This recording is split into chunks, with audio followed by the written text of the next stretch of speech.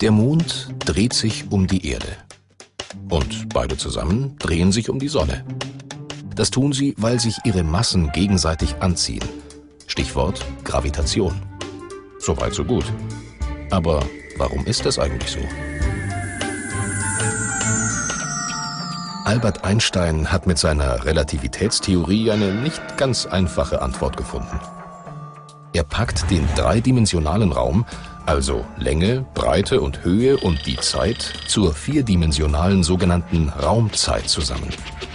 Und dann erklärt er die Gravitation als eine Veränderung dieser Raumzeit.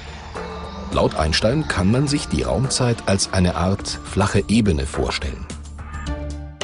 So ähnlich wie ein riesiges Trampolin. Eine Masse verändert diese Ebene.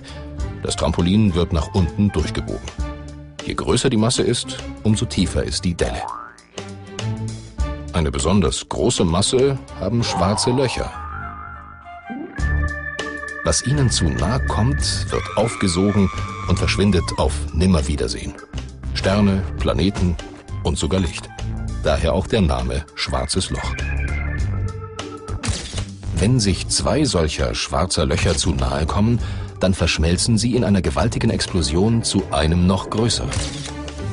Das bedeutet natürlich auch, dass schlagartig aus zwei tiefen Dellen auf unserem Raumzeittrampolin eine einzige, noch tiefere wird.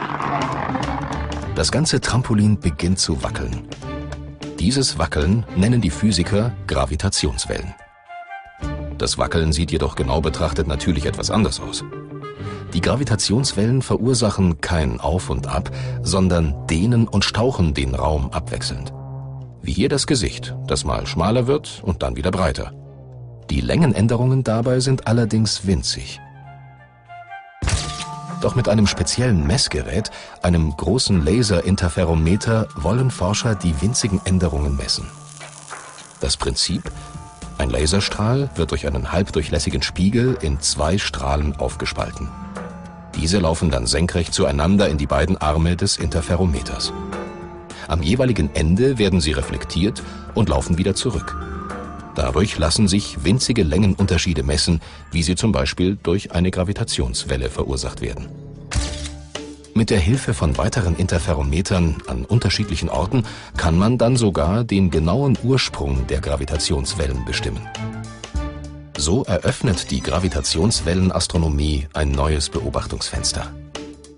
Bisher können die Astronomen das All im sichtbaren Licht erforschen oder mit Hilfe von Radiowellen. Sie können das Universum auch mit Hilfe von Gammastrahlen beobachten.